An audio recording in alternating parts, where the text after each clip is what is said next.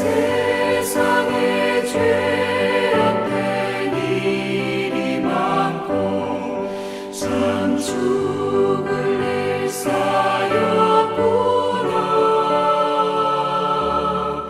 내 주 예수 날 건져 주시오니 곧 평안히 쉬리로다.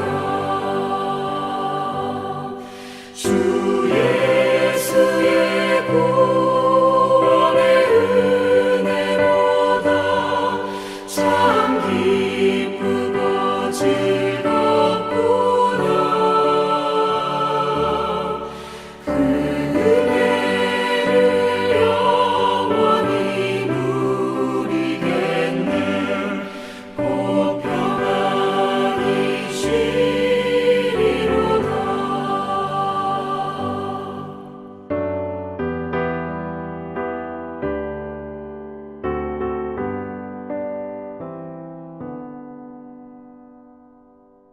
오늘 우리에게 주신 하나님의 말씀은 예레미야 31장 10절부터 20절의 말씀입니다.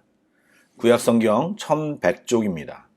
예레미야 31장 10절부터 20절의 말씀을 드라마 바이블로 낭독합니다. 이방들이여, 너희는 여호와의 말씀을 듣고 먼 섬에 전파하여 이르기를, 이스라엘을 흩으신 자가 그를 모으시고 목자가 그 양떼에게 행함같이 그를 지키시리로다.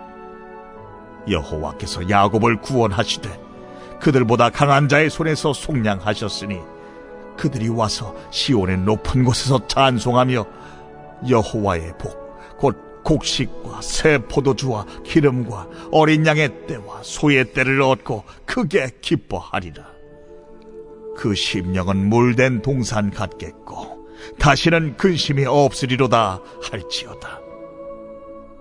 그때에 처녀는 춤추며 즐거워하겠고 청년과 노인은 함께 즐거워하리니 내가 그들의 슬픔을 돌려서 즐겁게 하며 그들을 위로하여 그들의 근심으로부터 기쁨을 얻게 할 것임이라. 내가 기름으로 제사장들의 마음을 흡족하게 하며 내 복으로 내 백성을 만족하게 하리라. 여호와의 말씀이니라. 여호와께서 이와 같이 말씀하시니라. 라마에서 슬퍼하며 통곡하는 소리가 들리니 라헬이 그 자식 때문에 애곡하는 것이라. 그가 자식이 없어져서 위로받기를 거절하는도다. 여호와께서 이와 같이 말씀하시니라. 내 울음소리와 내 눈물을 멈추어라. 내 일의 삭슬 받을 것인즉 그들이 그의 대적의 땅에서 돌아오리라. 너의 장래에 소망이 있을 것이라. 너의 자녀가 자기들의 지경으로 돌아오리라. 에브라임이 스스로 탄식함을 내가 분명히 들었노니 주께서 나를 징벌하심에 멍에 익숙하지 못한 송아지 같은 내가 징벌을 받았나이다. 주는 나의 하나님 여호와이시니 나를 이끌어 돌이키소서. 그리하시면 내가 돌아오겠나이다. 내가 돌이킨 후에 뉘우쳤고 내가 교훈을 받은 후에 내 볼기를 쳤사오니 이는 어렸을 때 치욕을 짐으로 부끄럽고 욕됨이니이다 하도다. 에브라임은 나의 사랑하는 아들 기뻐하는 자식이 아니냐. 내가 그를 책망하여 말할 때마다 깊이 생각하노라. 그러므로 그를 위하여 내 창자가 들끓으니 내가 반드시 그를 불쌍히 여기리라. 여호와의 말씀이니라. 어제 본문과 연결되어 하나님의 말씀이 이어지고 있습니다. 특별히 10절과 12절까지는요. 이방인들에게 하나님이 직접 말씀하시는 내용이 나옵니다. 하나님께서는 이스라엘을 흩으신 자가 누구죠? 하나님이십니다. 그를 누굽니까? 이스라엘을 모으고 목자가 양떼에게 행함같이 그들을 이스라엘을 지킬 것임을 선포하고 있습니다. 사실 예레미야 6장에서는 이스라엘을 벌하기 위해 북방의 한 민족을 오게 하셨고 큰 나라가 땅끝으로부터 떨쳐 일어나게 하셨던 그 하나님이 이제 그들을 회복시킴을 말하고 있는 것입니다. 전에는 이스라엘이 벌을 받아 쫓겨난 탓에 그들을 아무도 찾는 자가 없었지만 이제는 그를 사랑하시는 여호와께서 목자가 되어 인도하실 것이라고 찾고 있다라고 그를 부르고 있다라고 선언하고 있는 것입니다. 그럼 이스라엘의 평화와 안전을 누릴 수 있는 근거는 무엇입니까? 11절에 여호와께서 야곱을 속량하시고 야곱보다 더 강한 자의 손에서 그를 구속했기 때문이라고 말하고 있습니다. 사실 이 말씀을 역사적인 어떤 사건으로 설명하기 쉽지 않습니다. 그러나 구속사적으로, 즉 신학적으로 설명하면 하나님이 주권적으로 독생자 예수 그리스도를 십자가상의 대속제물로 주심으로 자기 백성을 죄와 사망의 노예 생활로부터 해방시켜 주신 것으로 설명할 수 있습니다. 여호와께서 지금 이스라엘의 혼자임으로 도저히 빠져나올 수 없는 세력, 역사상으로는 바벨론 제국이겠죠? 영적으로는 사탄과 죄와 사망의 세력으로부터 하나님이 구속해 주셨음을 지금 말하고 있는 것입니다. 그러므로 구속받은 모든 신자들은 기뻐하며 물된 동산같이 풍성함과 풍요로움, 참 평화, 그리고 근심이 없어지는 체험을 경험하게 될 것임을 하나님은 이야기하고 있습니다. 10절과 12절까지는 이방인을 향한 말씀인데요. 13절과 14절은 직접 이스라엘 백성에게 축복하는 말씀이 이어집니다. 부끄러워하고 수줍어하는 처녀가 춤을 추며 감동에 무뎌진 노인이 청년들과 함께 즐거워하는 묘사는요, 그 가운데 큰 기쁨이 임한다는 사실을 보여주고 있는 것입니다. 이는 하나님의 구원이 남녀노소를 막론하고 모든 사람에게 큰 감동으로 다가올 것이고 그들에게는 슬픔이 변하여 기쁨으로 노래할 것을 묘사하고 있는 것입니다. 그리고 그동안 제사하지 못함으로 심령이 공고해졌던 제사장들이 14절에 보니까 기름으로 라는 표현을 하고 있는데요. 이것은 동물이 매우 살진 상태를 의미하는 것으로 그런 가축을 주께 드림으로 풍족함으로 제사를 드림으로 제사장의 심령이 흡족하고 하나님이 주신 복으로 말미암아 모든 백성이 만족하게 됨을 선언하고 있는 것입니다. 우리가 잘 알듯이 우리가 뭔가를 가져서 갖는 행복, 만족, 이것은 유한하고 한정적입니다. 또한 채워도 채울 수 없는 갈급함이 우리에게 있습니다. 그러나 하나님이 공급해 주시는 것은 예수님이 수가성 여인에게 말씀하신 것 같이 영원히 목마르지 않는 만족과 채움입니다. 그것도 영육으로 모두 채움을 의미하는 것입니다. 우리는 이런 것을 사모해야 됩니다. 하나님의 채우심, 하나님의 만족해 하심, 이 아침에 기도할 때 이런 주님의 채우심을 힘껏 구하고 내리시는 주의 은혜로 충만함을 입는 우리 모두가 되기를 축복합니다. 아멘. 이렇게 여호와께서 행하실 구원과 그로 인한 기쁨은 과거 이스라엘이 겪었던 고통과 큰 대조를 이룰 것이라고 지금 15절 이하부터 이야기하고 있습니다. 주전 722년에 이스라엘의 멸망과 사로잡힘은 위로받을 길이 없는 큰 슬픔으로 이어졌는데요. 이것을 15절에 생생한 은유로 묘사하고 있는데 라마에서 슬퍼하며 통곡하는 소리로, 또 그것은 포로로 잡혀간 자녀들로 인해 우는 라헬의 통곡 소리로 묘사하고 있습니다.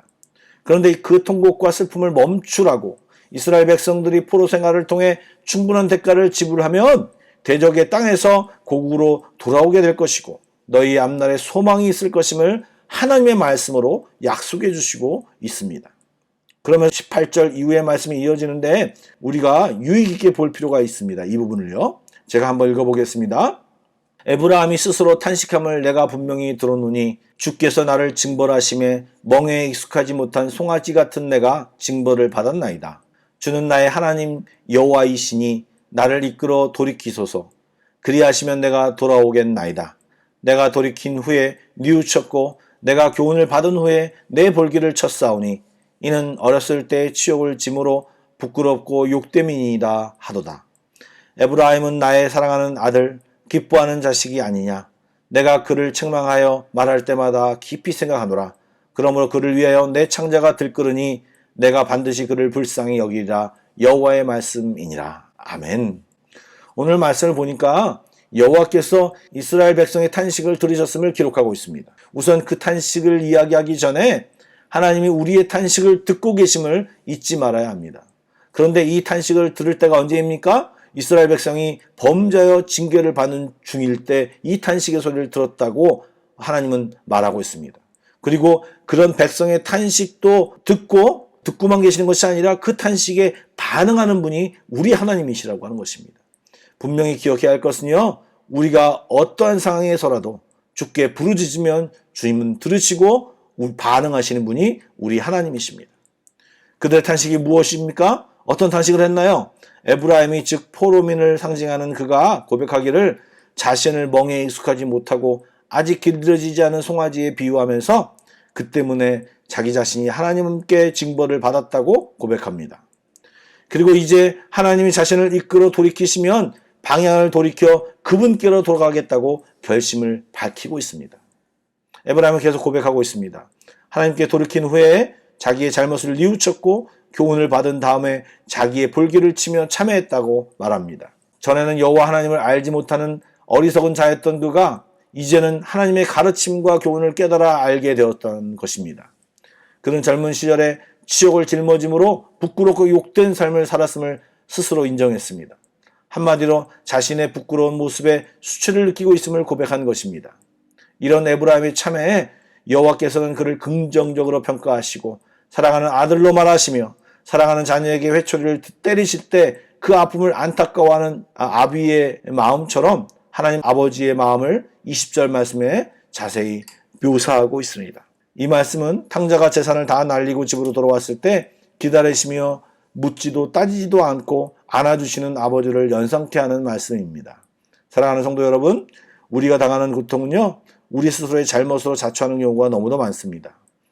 잘 모르고 죄악에 홀려서 사단에 속아서 헤매는 우리들이 진정을 해야 할 일이 주께로 돌아가는 일입니다. 기다리시며 아파하시는 주님을 기억하고 회개하며 돌아가야 합니다. 징계하시며 힘들어하는 부모의 마음을 경험해 보신 적이 많지 않습니까? 그 마음과 우리 하나님 아버지의 마음을 조금이라도 투영하여 그 하나님의 사랑과 은혜를 깊이 깨달을 때 우리는 그분 안에서 온전한 회복을 누릴 수 있게 됩니다. 이 아침에 혹시 기도하실 때 하나님을 근심케 하는 것이 있나 한번 돌아보십시오. 회개할 것이 있나를 돌아보시며 회개할 것이 생각나면 회개하시며 돌이킬 것이 있다면 돌이키는 이 아침이 되기를 원합니다. 그러므로 주님이 주시는 사죄의 기쁨을 누리시기 바라며 또 오래 참으시고 기다리시는 아버지의 사랑을 다시 기억하며 그 사랑 안에 거하는 귀한 은혜의 시간이 되기를 축복합니다. 기도하시겠습니다. 사랑의 주님 감사드립니다. 오늘도 말씀을 통하여 주님이 여전히 우리를 사랑하고 계시며 우리를 부르고 계심을 알고 깨닫고 감사를 드립니다. 세상으로 인하여 딱딱해져 있고 굳어져 있던 우리의 마음들을 돌아보게 하여 주시고 혹시 우리 안에 죄악이 있다면 주님 회개케 하여 주시고 주님 앞에 온전히 설 수 있도록 인도하여 주시옵소서.